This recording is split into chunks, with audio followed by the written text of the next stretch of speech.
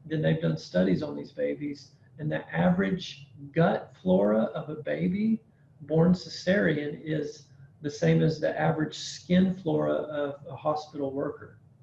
And that's not as beneficial for your health to have hospital flora in your gut instead of gut flora. But anyways, I never knew that. That is very interesting. But for the pregnant women that are watching this right now, and you're looking at being advised we might need to do a C-section, I don't want people to be freaking out right here. So right. Sometimes C-sections obviously can save the baby's life and save the mom's life. However, they are much, much overutilized. Okay. And a lot of it because these inductions, if the body's not ready and you try to induce with Pitocin, failure to proceed on with natural delivery can be a consequence of that. Okay. What I'm backing up what you said before is people need to be informed. Yeah. And that is what you just did. You gave full information. Like, I never knew that. Right. Like, that's very interesting. Go ahead. Well, and if you have already delivered a cesarean baby, it's still okay. You can adjust that flora back to a more healthy balance, but you've got to be purposeful about it. You've got to understand that Splenda, the artificial sweetener, kills half your gut flora. Glyphosate, which is the main ingredient in Roundup, which is on, unfortunately, most of our processed packaged foods, that kills your gut flora. Birth control pills kill your gut flora. Of course, antibiotics kill your gut flora. So if you don't know any of this and you have a C-section baby, and also breastfeeding is where you introduce good bacteria. So if you're C-section, bottle fed, standard American diet, which 80% of the antibiotics made in America aren't given out by your pharmacist and doctor, they're put into the food. It's in the dairy, in the chicken, and the pigs, and the cows. So it's in our food. But if you don't know any of this, then you'll be consuming all this antibiotic-rich food and chemical-rich food and all this stuff that's going to just kill your child's gut flora, where you could be eating organic, less processed or not processed. Try to eat local from a farmer's market. Get fermented foods. Fermented foods have the good bacteria. So there's strategies to build that flora back up, but you need to know that. Right. So I was thinking of imagining people that are watching the check. Now I'm freaking out, but I'm so glad that you said there are solutions, and that is what this channel is all about, is educating you, informing you. There are solutions, and that's why I wanted this interview with Dr. Ben Edwards. I'm not a doctor. I've had most of the knowledge that you've been speaking of, but what right do I have to speak about that? So I'm glad that you came on to do that. So you were talking about the interview, or basically the first 2 hours of the first appointment, and going through all that. And then, so what kind of therapies? Of course, you're going to teach them about food, clean water, how to shop, how to cook, that type of thing. And but you also have different therapies that you do in clinic. We can talk about that now, unless there's something else you'd like to add. No, I'd be happy to. Okay. And we basically, the foundational therapy is what we call the 4 pillars. Okay. Nutrition, hydration, movement, and peace. Peace as opposed to being stressed out. So we feel like those 4 things are absolutely essential ingredients, if you want to say that, for the body to function normally. I believe the body's designed to function perfectly all the days of your life. There shouldn't be this wear and tear. As I get old, I just chronically deteriorate. No, this is an amazingly engineered body, and if you steward your health the right way, it should last mentally and physically until your last breath. That's how it should be. And we boil it down to nutrition, hydration, movement, and peace. So that's always going to be our absolute foundation, and we preach it and teach it and support it and show you how to do this and give you the why behind it. I mean, the Latin root for physician is teacher, and it's very appropriate because we need to teach you how to take care of yourself. There's not a doctor out there that could cure you. Your body's got the cure. You just have to steward it the right way. But like I said, most patients are really sick that come here, and it takes time to get your lifestyle and your diet fixed, those 4 pillars. So as we're walking with you and supporting you and teaching you, and you're transitioning into a new lifestyle, our patients are super sick. So their brain fog is awful, their fatigue is horrible, their pain is really bad, or whatever they're suffering from. So there are modalities in the clinic that we use It can kind of speed the process up and ease some of that suffering. And I call them kind of the green version of pharmaceutical-based medicine. The pharmaceuticals really just treat symptoms. Right. High blood pressure. I call it a Band-Aid. Exactly. Let's get to the root. My mom taught me as I was growing up is you have a bad headache, don't just run and take a Tylenol or ibuprofen. Right. And she taught me how to figure out why I had the headache. So that is, you know, like, did I not drink enough water? Is it allergies? Have I been sneezing? Like, what can I do instead of taking the Tylenol, right? And you would be shocked, and I think your audience would be shocked that doctors in medical school aren't trained to ask or answer that question. Why is my blood sugar up? Why is my blood pressure up? Why am I having bloody diarrhea? And they call it ulcerative colitis. You know, the why behind all this, we don't get into. Yeah. Medical school teaches you to classify symptoms. And I'll take headaches as an example. Someone has a headache. In medical school, you're taught to ask certain questions, maybe run some tests like a CAT scan or something, depending on the questions that they answered, how they answered them. But you're trying to categorize that headache into a tension headache, a sinus headache, a migraine headache, or a cluster headache. Basically, that's your 4 headaches. Mm-hmm. And there's certain questions you ask that'll tell you, oh yeah, that's a tension because it's more of a pressure around here. It's like a squeezing versus no, it's more like a knife or an ice pick in only one side of my head behind this eye. And when I turn the lights down and get quiet and dark, it gets better. If it's too much bright light, I get nauseated. Well, that's a migraine. Mm-hmm. But if it's more of a pressure when I push on you here and here, and you've been snotty, well, obviously that's a sinus headache. Mm-hmm. So, I mean, you ask these questions, maybe run some tests, but that's it. You're trying to classify. Okay. And once you have your classification or diagnosis, done. In fact, I've got a little book right here. I don't think they actually use these little books anymore because everything's on a computer, but this is from medical school or residency. Everything you learned in medical school. It's all the drugs. So if you've got a migraine headache, okay, here's the drug for migraine headache, here's the milligrams, here's how often, and you write a prescription. Okay. Same with chest pain. If someone has chest pain, I want to know, is it a burning sensation coming up their throat that gets better when they drink some milk and it gets worse when they recline? Or is that chest pain more radiating to their left arm? It's more of a pressure and a heaviness, not a burning. Mm-hmm. And it's worse when they walk upstairs and better when they sit down and rest and they get a little sweaty with it. Well, that's 2 different chest pains, obviously. One's angina, one's heartburn. But that's it. Once you classify or diagnose, you get your little book, you figure out what drug to write for, and you're done. Why is there heartburn? Yeah. Why is there migraine? Like you said, you got and take this for 2 weeks and come back if you're not any better. And then it might be another medicine after that. Most people, once you get put on a medicine, you're on it chronically. Okay. And the majority of Americans are on medication. And the majority of all these medications are unnecessary if you address the diet and lifestyle that led to the symptoms. So these symptoms they're just smoke from a fire. Address the fire and the smoke goes away. Diabetes, classic example. High blood sugar, we call it diabetes. That's a consequence. Mm-hmm. The cause of that is insulin resistance. Mm-hmm. There's not a pill that will fix insulin resistance. There's only pills that fix the high blood sugar. But think of it as high blood sugar being like a high temperature. Mm-hmm. The high temperature is there because you got gangrene in your toe from an infection that you didn't clean the wound good enough on. So you can just take Tylenol, ibuprofen and get your temperature down, but you still got the gangrene, it's still going to kill you. Same with blood sugar. You have high blood sugar, you can take drugs to get the blood sugar number down.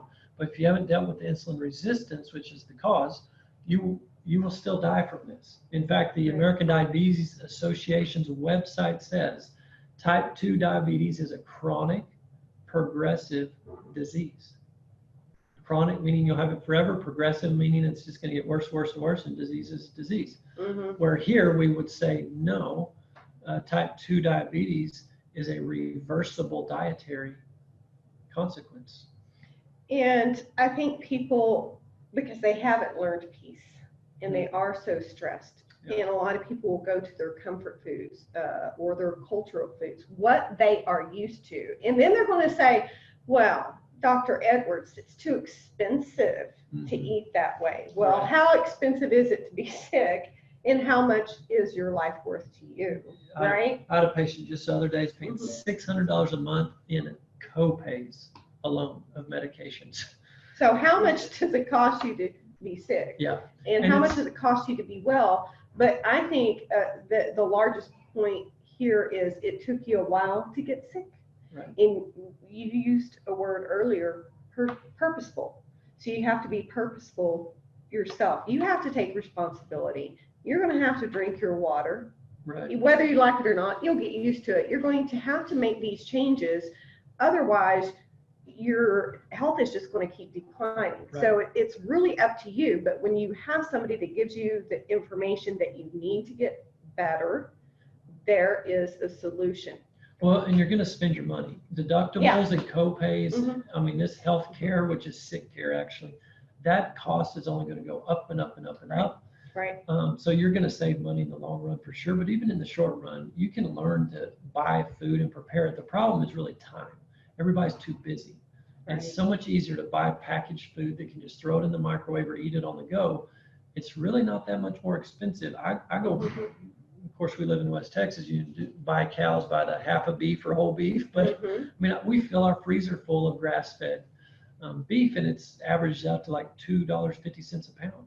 Mhm. And that's every cut. I mean, the filet mignon, the T-bones, the ribeyes, all of it. So, I mean, it's actually cheaper going that way. Grow your own garden, go to a farmer's market, but also implement fasting. Americans are the only culture that I've ever read about in the history of mankind that we're chronically in a fed state. We never fast. Mhm. Every culture is always fasted except Well, for us. I can say I've tried it and I didn't enjoy it. Fasting has tremendous health benefits. That's a Mhm. whole nother show too. But from just a cost saving standpoint, Mhm. I mean, I'm going to fast at least 2 or 3 meals a week, and once or twice a year, I'm going 3 or 4 days of fasting. Mhm. My food budget just went way down just from that. Mhm. And also, when you start eating a high-fat, low-carb diet, which ancestrally, looking back over generations, people didn't eat so much carb. When you eat carbs, which is your processed grains and flours and sugar and everything Americans eat, Mhm. you spike your blood sugar and then it crashes. So in 2 hours, you're hungry again. Then you're eating a snack in 2 hours and then you crash because that peanut butter and cracker was a carb. And you're on this roller coaster all day long of eating, snacking. When you get off that high carb eating standard American diet Mhm. and get more ancestral and meaning a high fat, low carb, fat makes you feel full. Mhm. You can go all day on a good fat meal and not feel like you need a snack. So money wise, it all evens out. It's Mhm. not that much more expensive. Definitely from a health savings, cost savings perspective. I mean, I chunked my Blue Cross Blue Shield for me and my family. It was like Mhm. $900 a month with a $6,000 deductible. I'm on a health share plan now, and it's $450 a month, and that's for a family of 8. So just right there, I cut my health Yeah. insurance in half. Yeah. Health shares are just a whole, and that's probably another show too.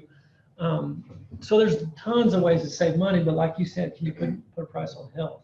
Mhm. And I just realized I didn't even answer your question on the different therapies we have here. Oh, yes, I forgot all that. Yeah. Mhm. So we do, and the reason I don't focus on these is because the patient can get the wrong idea here.